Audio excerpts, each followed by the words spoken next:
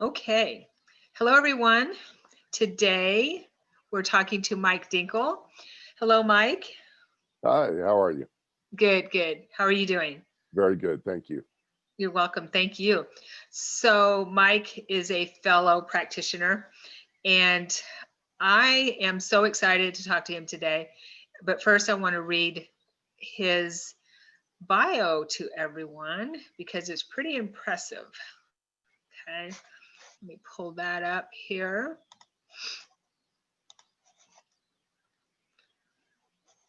Okay. Mike is a medical intuitive and spiritual healer. His work draws from many modalities, including CranioSacral Therapy, laying on of hands, SomatoEmotional Release. I hope I pronounced that correctly. Yes. Okay. Reiki, the avenue of expression, and hands-on healing. Through all the teachings he has experienced, as well as his many years of work, he has found that true healing must come from within each individual. Mike helps to facilitate that inner healing by transmitting divine life force energy and by holding space for the client. He holds that space until they can hold it for themselves. Through intuitive insights and visions, the underlying causes of illness and injury are brought forward. This brings about the healing from within. Mike's mission is to help people of all ages achieve a life of meaning rooted in dignity and love. He is a clear and present channel for divine healing energy and is able to facilitate wonderful results for those who are facing illness or disease. Mike also performs remote healings, long distance, and does healing work with animals. Mike continues to develop his skills by working with various teachers from around the world. Most importantly, however, he feels very blessed to be able to help so many people. Additionally, he is a full body channel, a rescue medium, a psychic, and a teacher of those modalities that focus on empowering his students. That's pretty impressive. Thank you. Yeah. Okay. So today I thought we would focus on spirit rescue. It's near and dear to my heart. Sure. And we've talked a little bit about this in the past. And so, how, why don't we talk about what exactly spirit rescue is? Some people don't understand what spirit rescue is. How do you see spirit rescue, Mike? I see it as helping earthbound spirits to cross over to what many would call heaven. Um, just and that's basically it. Right. Working with them, resolving their issues. Yeah. Okay. Yeah, that's how I see it too. Did and maybe if you could share a little bit more of your background for us and how you got started in this type of woo-woo world and started realizing your gifts and your abilities and your skills, if you don't mind sharing a little bit. Not a bit. I was about 3 years old when I first experienced something woo woo, so to speak. Um, I had woke up in the middle of the night, and I was a child, had to go use the restroom. And as I started to get up, I turned and looked at my belly, and here's this uh, purple flame outlined in blue dancing on my belly. And I thought, oh my God, I'm on fire. So I Mm. started swatting it. And each time I swatted it, it moved to the side and moved to the side, back and forth. And I thought, what in the heck is going on? So I stopped, and it just slowly faded away. And I heard intuitively that it's going to be all right. So I got up, went to the facilities, came back, and I thought, oh my gosh, my bed's burned. I'm going to get in trouble in the morning. I'm looking all over and nothing is burnt at all. And I thought, oh, wow. Went and told my mom about it the next morning, and she said, oh, Mike, you were just dreaming, which is often the case. Our thoughts are not validated. But then I experienced many different things throughout my life. It started with mediumship and with spirits, connecting with them, understanding and learning. Back when I was growing up, there was no internet. The only thing we had were books, and I didn't know who to look up. And I was watching Johnny Carson one night, and he had Sylvia Browne on. And she was talking about all these things she did. So I went down to our public library and looked up Sylvia Browne and checked out a bunch of her books, read through them, and started buying them, and buying more information and getting as much as I could. I just wanted to get everything I could learn about this, and learn many different things in reading, and experiencing other people's experiences through books, near-death experiences and such. Um, and in that process, I uh, met a spirit, a female lady that lived next door that was still earthbound. And I, I knew the history of the house. It was built in 1910 by a doctor and his wife. The people that purchased it from it were the people my parents purchased it from, and they were very good friends, and none of them had passed away in the house. And then uh, then there were us, our family. So I thought, well, maybe it's the wife of the dent or the doctor. So I started asking her questions. I could feel her energy. It was nearby. She was kind of watching the things I was doing. And so I just reached out to her and started talking to her. And I could intuitively tell that she had had an abortion or had a miscarriage. And I asked her about it, and she said she felt that she had killed the child, um, or it was her fault the child died. Um, and so for the next hour and a half to 2 hours, we worked on that. I mean, even halfway through it, I said, I have to go take a break. I'll be right back. Don't go anywhere. Stay right here. And sure enough, when I got back, she was there. So we continued the talk. Wow. And then I thought about how Sylvia Browne said to cross her over, and formed a shaft of white light, asked her to walk up to it. She was afraid. I said, look inside, see if you can see any of your friends in there. They were probably waving at you and encouraging you to join. And sure enough, she said, yes, I see him. I see him. And she stepped into the light and was gone. And you could feel the energy leave, and you could feel the joy as she was ascending, or what I could tell was just unconditional love. And it was the first time I felt that. I thought, oh my gosh, this is incredible. I was Wow. hooked. Yeah. It's pretty amazing. That's an amazing story. Wow. 2.5, would you say 2.5 hours Yeah, you about talked with her? hour and a half, 2 hours. Wow. Yeah. Yeah. Yeah. That's amazing. I can definitely relate to that feeling when spirit does move into the light of this joy and expansion and peace. It's because we're all connected, right? And so Yes. we're feeling maybe just a tiny bit of what I feel that they're feeling Yes, I as they agree. move, right, yeah, as they move from this dimension into that one. Yeah. Yeah, that's amazing. I love that. And so when you moved forward with spirit rescue, was did you seek out spirits, or did they come to you? I guess because as we know, as mediums, we kind of have a beacon sometimes, right? Very much so. Yeah, So that I was still new at it, and I didn't really realize what was going on. Um, and I actually had spirits following me, but I didn't realize it, until I was in a group, and this lady approached me and she said, "Are you psychic or something?" And I said, "No." And I said, "Excuse me." I said, "Yes, and I do mediumship work, but I'm still new at this." And she goes, "Well, maybe that explains why you have so many with you."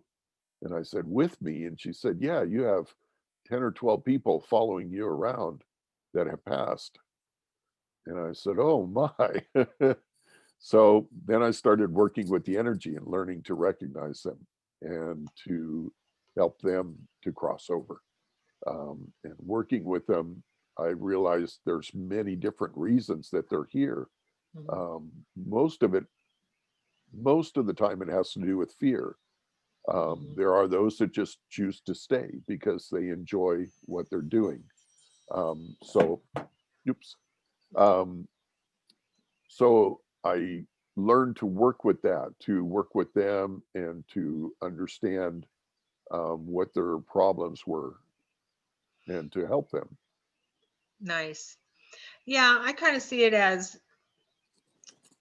they're just people like us, right? They are us. They're Yes, they people. are very much They're so. people.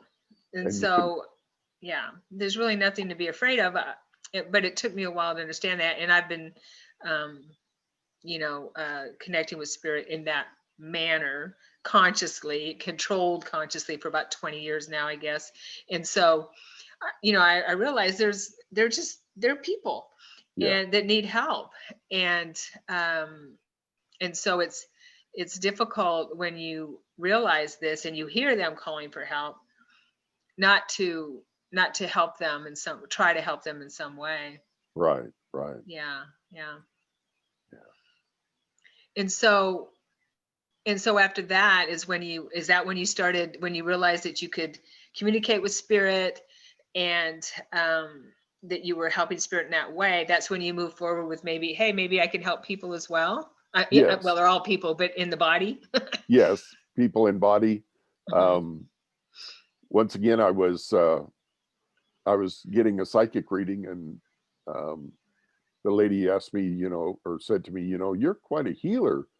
Um, you definitely have psychic and mediumship abilities, but have you ever explored the healing work? And I said, no. And she then went on to describe that I see that you were doing it at about 10 years old.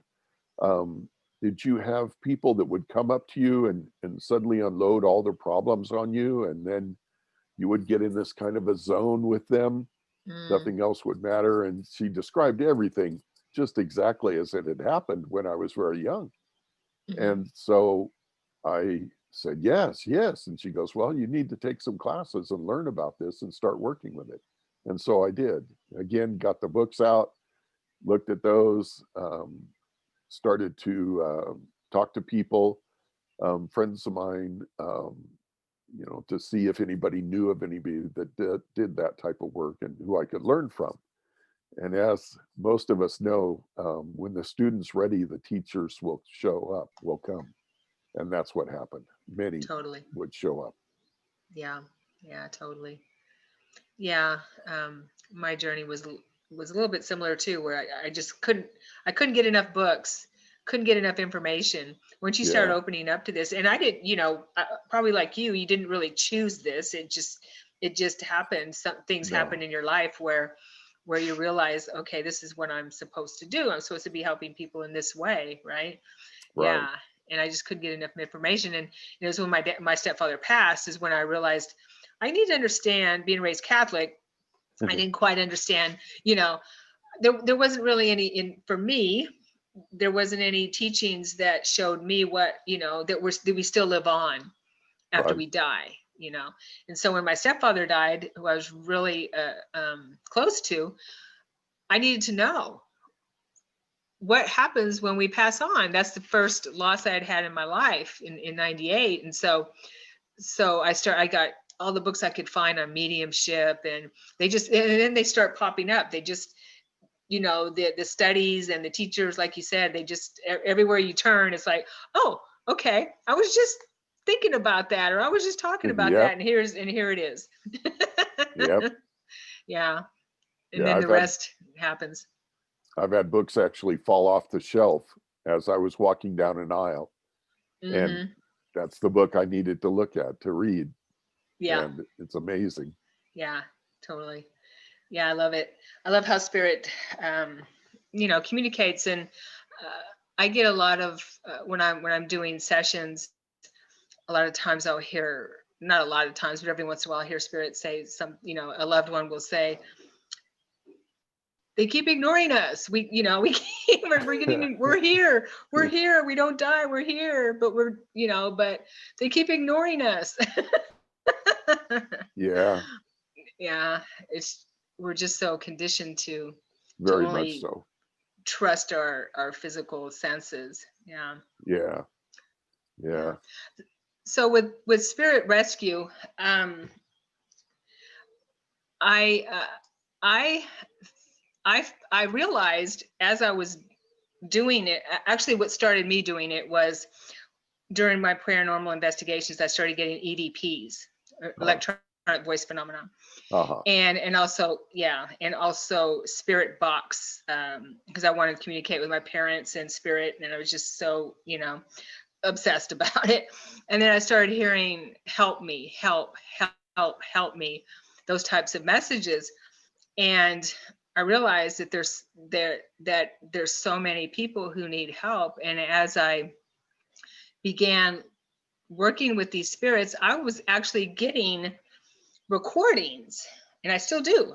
When I do this, recordings of spirit voices saying, peace, heaven, once they move into the light, Yeah.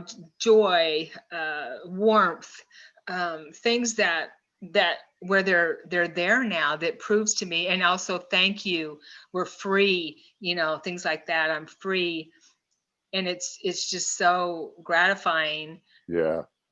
I mean, you feel It it just as you're doing warms it, your heart. definitely. Yeah. And it helps, me understand, okay, this is real. I know it's real. And you feel it as a medium because you use your intuition and you use your abilities, but for me to hear it on a recorder just really blew it out of the water for me. You know what I mean? Yeah. Yeah. And I've had some really intense rescues as well, where they're people have, in groups and things like that. So I realized this is something that I have to keep doing, the rest Yes. of my life. Because think about it, how many people have died on this planet? Countless, Yes. that that are on, still on the earth plane, like you said, Mike, because of fear, not knowing they passed. Yes, that too. Yeah. Trauma, things like that, guilt, Right. Yeah. judgment. Yeah. I mean, I've come across all of that. Yeah. Yeah. It's pretty amazing. I did a Uh little ghost hunting myself, and huh. I was in this theater, and we were in the front room area, and they split us up, and we went into the theater itself. And as soon as we opened the door, I could hear, oh, they're here again, and I could feel three energies leave the room right away. Um, and so I turned to the lady that was putting it on, and I said, I just heard that they're here again. Was there a group before us? And she goes, yeah, how did you know that? And I said, because they told me. As I walked in, I could hear their voices saying this. And she goes, wow, yeah, there was a group here this afternoon, you know, that was also ghost hunting that went there. So it was amazing. And it got to Wow. be where I'd walk into the building and I'd know where they are in the building, Yeah. so hunting isn't hunting anymore when you know where everything's at. Right.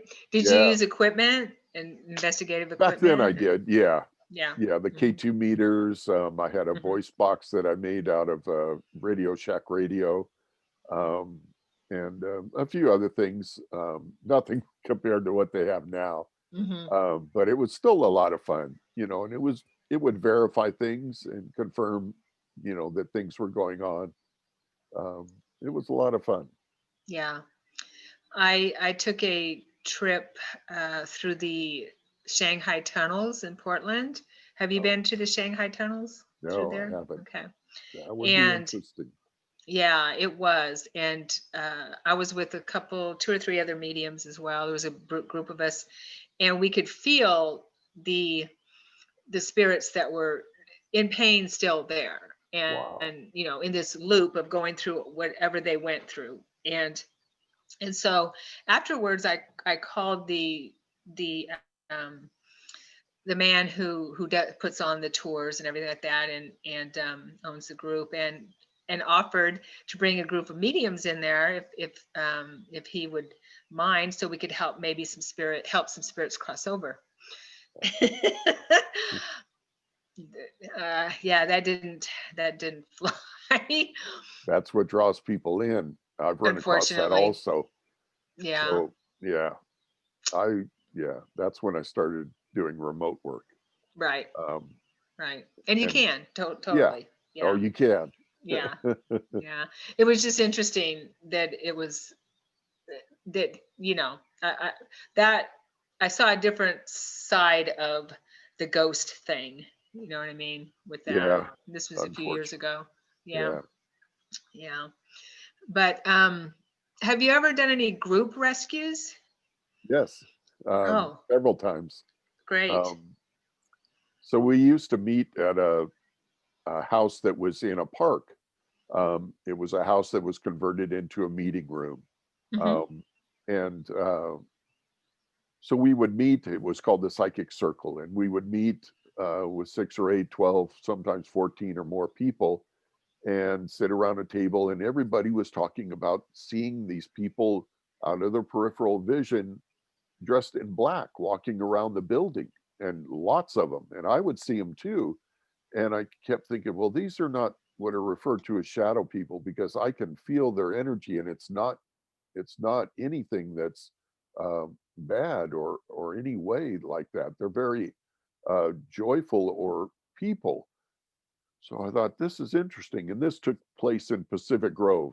Um, and so a couple months later, my mom, who was part of the Chautauqua Hall Society, was rebuilding Chautauqua Hall and modifying it. So anyway, long story short, she had a grand opening. I was there, and I'm walking around the building, and all these pictures are up of the Chautauqua Hall. And Chautauqua Hall was a Methodist hall, and Pacific Grove started as a Methodist retreat many, many years ago. They would come in the summer and enjoy the beach and the sun and everything, and then leave. And then they eventually started staying year round, and more, and the place grew.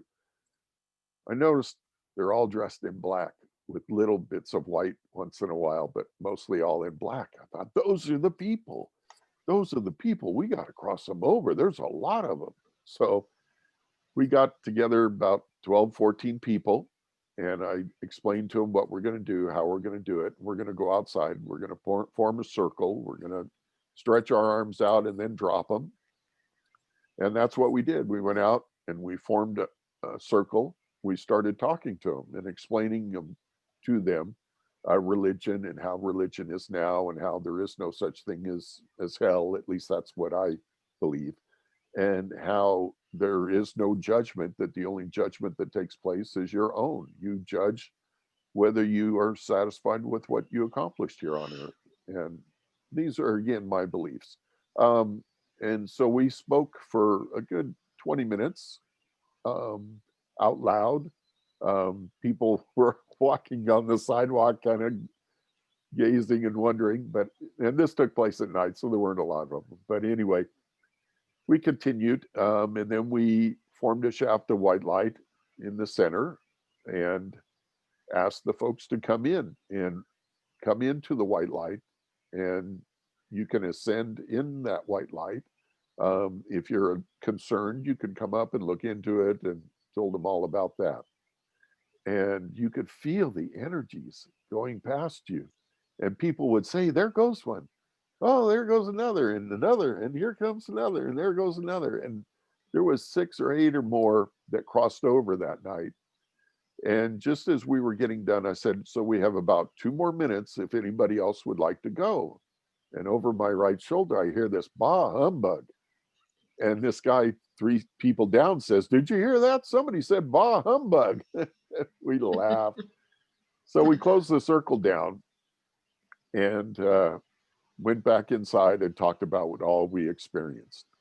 And I thought, that guy didn't cross over. I wonder how many more there are. So again, we did it about 3, 4 weeks later, and I could feel his energy, that same energy. And he walked past me and went in. And it was really nice to be able to do that. Oh, So wow. yeah, Yeah. there's been a lot of incredible experiences we've had. So That's amazing. yeah, Yeah. Especially when everyone feels this, all the energy that's going on. right. I've had on the recordings that I've had, I've actually heard people say she's a fraud. Don't listen to her. And the spirit saying this, you know what I mean? Yeah, And either it's fear or they're trying to control yeah, maybe a group of people or someone or some people. Yeah, yes, because there I are believe those. that happens totally. Yes. And so what's funny is there's always a female that stands up for me on my recordings. Oh, Yeah. nice. And I asked her one time, because I talked to them, right, on the recordings, and I asked her, I said, so are you a guide for me? And what she said was, I guess they don't call themselves guides, right? What No, she we said do. was, no, I'm someone you helped once. Uh, And wow, yeah, that really got to me. yeah, Yeah. So I don't know if she was a spirit I helped cross over or what, but that was really profound for me. Yeah. But every yeah, time there's a negative comment about what we're doing, she's there, and she talks to the spirits, and and stands up for what we're doing yeah. and helps Good. them. Yeah. I've also found, do you find that there's also other spirits that are helping these spirits move across as well? Yes. Um, I've had some of my own group that are not guides assist in Hmm. doing that. Hmm. Um, I was doing a remote healing, or not healing, but a remote clearing in Colorado while I was in California.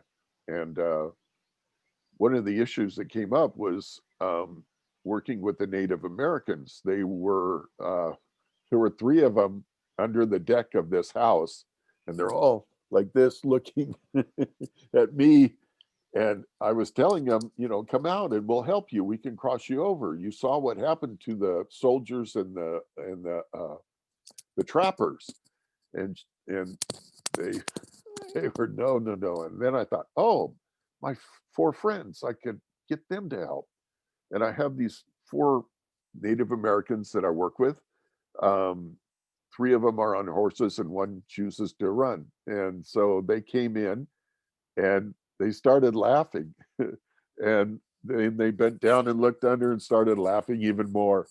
And they looked at me and they said, "You're a white man. They're afraid of you." I said, "I thought that's what it was." So they started talking between each other. And then the three of them crawled out and we worked from there on to create a shaft of white light and cross them each over. And it was amazing. That's nice. I love that story. Yeah. Yeah. Yeah. I've felt that I've had to also help Native Americans cross over as well. And it's, um, at first it was kind of surprising for me, but then I realized how much trauma, our lands have hold, and Oh, what yeah. has happened, to the indigenous tribes, on our land. And so it makes sense to me now that they would need help sometimes. Some of them would need help sometimes. Yeah. Yeah. Yeah, totally. What about animals? Have you ever helped animals? Yeah. Um, yeah. I was I was at a house that was huge. It had, you know, 7 bedrooms and I don't even know how many bathrooms. And I was clearing it of of spirit energy and spirits and residual energy. And I ended up going downstairs. And as soon as I opened the door, it was like this terrible gloom. And I thought, oh boy. So I walked down the stairs and here's all these animals that are stuffed. I can't think, taxidermy animals from Africa and all over. And I could feel their energy in the room. And I thought, oh my gosh, this is really bad. And they were asking, why did he do this to us? Why did he desecrate, our bodies. And I went to explain to him that this is something that they did, and unfortunately, it's not something I would ever do or understand why. But it is done as a prize, so to speak, in remembrance of taking your life. And they had terrible trouble understanding that. Why would you do that? Why would you not, you know, remember us? And so I worked with them and spent a long time working with them, getting them to cross over. And it it was really sad. One of the hardest things I've ever done. Oh, Um, yeah. I've worked with animals that are in the stages of passing, and helping them to cross over, just in the process of death, and then crossing over. Um, yeah, it's animals are so, especially dogs, it's unconditional love. There is just no condition to it. They Mhm. love you, no matter what you do, they love you. And we could really learn a lot from them. Totally. Cats are also that way, but they also have their own agenda, but it's Yeah. quite amazing. Yeah. I've worked with animals too. When I was working with my past lives and clearing my programming, and I realized after a while that I'm actually doing spirit rescue with my own other personalities that are stuck on the earth plane, right? And that's what I mean, we still come and reincarnate, even though we have these other parts of us stuck on the earth plane and repeating that program. Right. And I've found that in some of my lifetimes, uh, my animals stayed with me Wow. because there was such an attachment. I remember a dog I had in this lifetime who's on the other side now, but she was a horse with me in another lifetime, and and um, and I was killed. I was a soldier, and I was killed, and we were both killed together. And she Oh, stayed with me, and we couldn't get out of that loop of that pain of that experience, or not that she couldn't, but she stayed with me. yeah. So I think there's a lot, there's attachment, like you said, sometimes, or just I'm not sure it's attachment, but that belonging to each other when you're really close to an animal, and Yeah. then there's some trauma that happens. Uh, and if the person is stuck, is, still on your plane, that the animal can very well stay with them for whatever Yeah. reason. Yeah. Yeah. I've also worked with slaughterhouses, Oh my. and yeah, and things like that. Um, you know, and this work is ongoing. Oh yes. Yeah, Yeah. It's not like it's yeah. going to be done. No, You're over. that's one thing we do is we die, right? We just Right. got to get to the point where we don't get stuck, and Right. remember how to die. Yeah, Yeah. yeah. And We I used feel to that. Go ahead. we used to actually know how to die, Mm-hmm. and it was a process that you took, um, an initiation, so to speak, that you followed, um, to go through that process and to take your soul, and guide it, and your soul would be guided along its path where it should be going. So Right. Right. Yeah. But modern society doesn't teach us no, how no, to they teach die. us to fear death, They teach us which to is fear death. Yeah. yeah, Yeah. Right.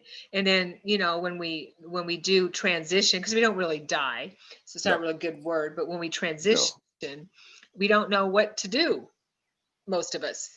right, And so our attention is still on the earth plane, and it's still, which is fine when your family's grieving and stuff, right? But sooner or later, and what I've understood, and is that spirit, the our guides, our angels, our loved ones are like a dream yeah, to them, because our attention is still on the earth plane, kind of like where we are now.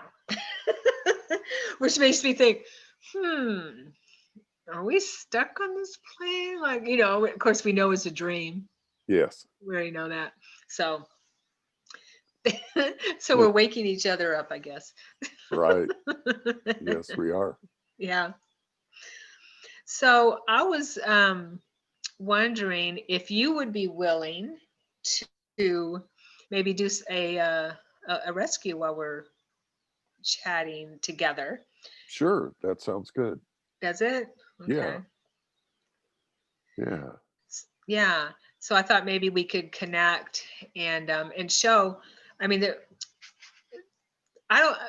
It's my opinion that not enough people are doing this. Not enough practitioners are doing this. correct. Yeah, Yeah.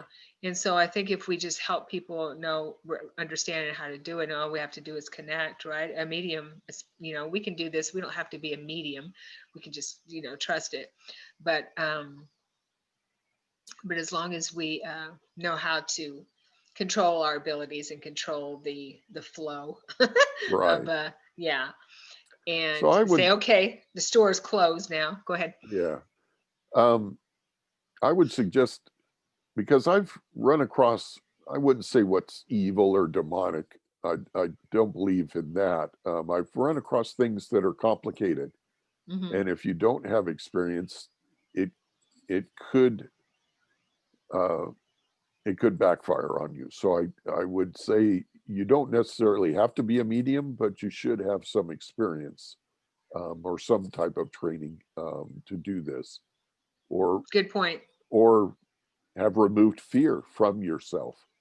Good Um, point. and that's if you don't have fear, then when something comes in, um, you'll end up laughing at it rather than running from it. Yeah. So Yeah, that's a good point. Yeah, I mean, it's kind of like a spirit board or Ouija board. I mean, they're not meant for children. They're not meant for people who no, you it's don't know not a what toy. don't. That's not a toy. Thank you. Yeah. So same thing. You're Yeah, you're you're inviting in spirit, which is something that we all have around us anyway, but we're asking for their attention. And so because they're all around us. yeah, So we're asking for their attention. And so it's important, like you said, to know how to handle that attention and then say, okay, we're done. Go back to what you were doing, kind of thing. uh-huh. Yeah. And always have protection. Always ask for protection and utilize our guides and our loved ones and angels as Yes, well. definitely. Yeah. So good point. Thank you. Sure. Yeah. Yeah. Okay. So I think we covered a lot about spirit rescue. Is there anything else you wanted to cover? Nothing I could think of. Okay. Um, Yeah. yeah, It's definitely um, something that is, like I said, near and dear to my heart because it's so important. It's so important to clean up the astral planes. yes, yeah. It not Yeah. only helps them, but it helps everything. I mean, It it helps the helps us planet. and it helps the planet. It helps, there's no Hmm. end to what it helps. Right. So, Yeah, totally. Okay, so how about if you want to lead us then? um, sure. Um, Okay. I don't pick up anything near me, but I'm picking up a male energy that's near you. I don't know if Okay. you're familiar with that. So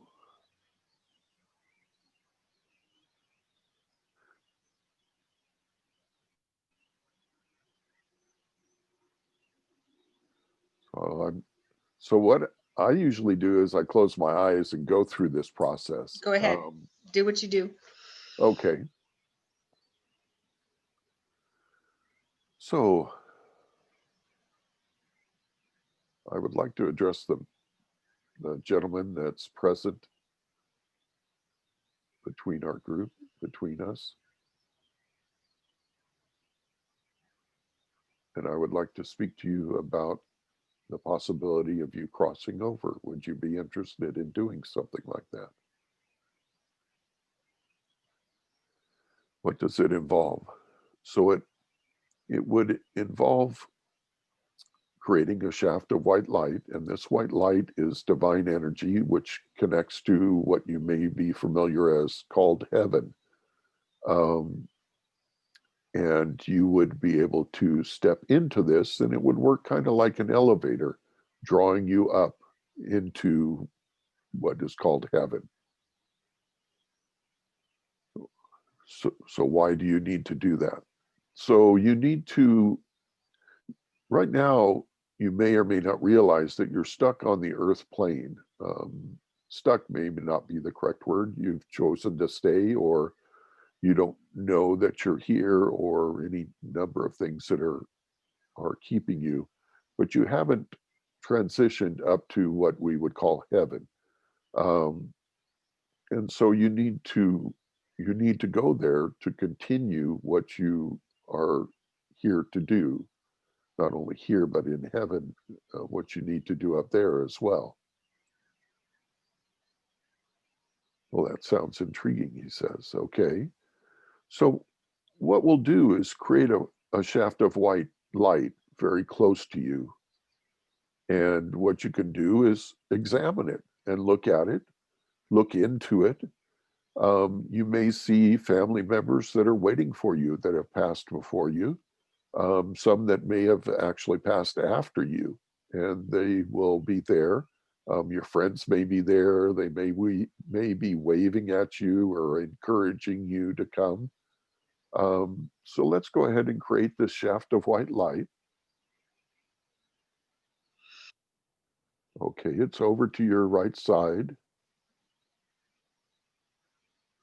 Great, you see it. Okay, I'm going to enlarge it just a bit. There you go. He says, I can see somebody. Great. Go ahead and walk up to it. There you go. He stuck his hand into it. Yes, it does. It feels very good. And he's stepping into it. Great.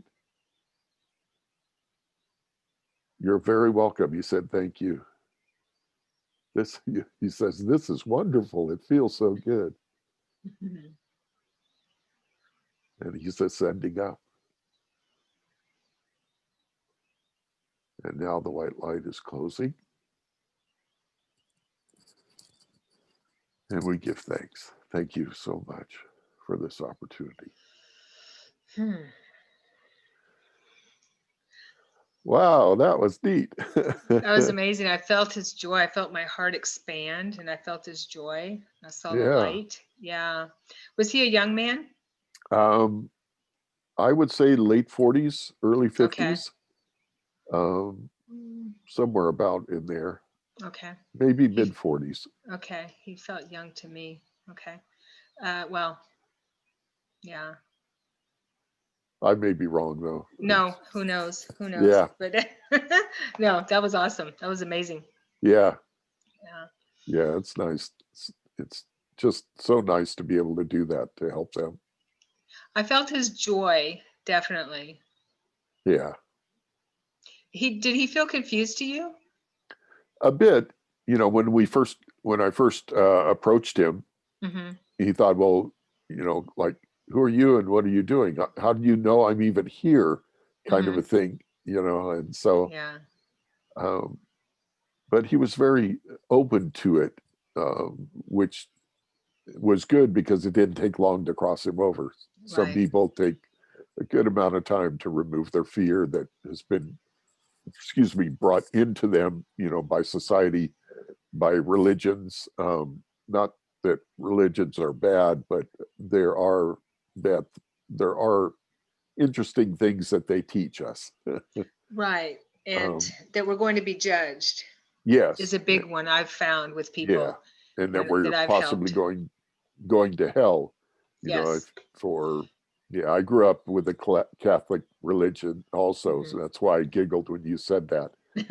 Because I thought, oh yeah, I know all about that.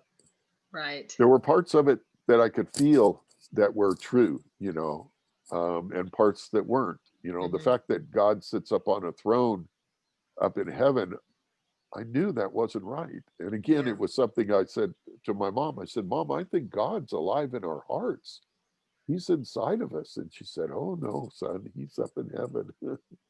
But, Yeah, and oh, that's just not understanding it, right? right. Yeah, I totally agree. Yeah. Yeah. Did you get a sense of why he was still on the earth plane at all? No, I didn't really ask him about that.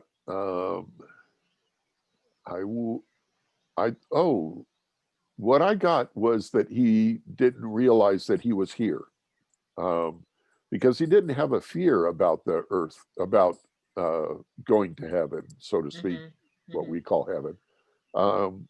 So he was very open to crossing over, and didn't understand he needed to do that. Yeah. Okay. Yeah, Okay. Yeah.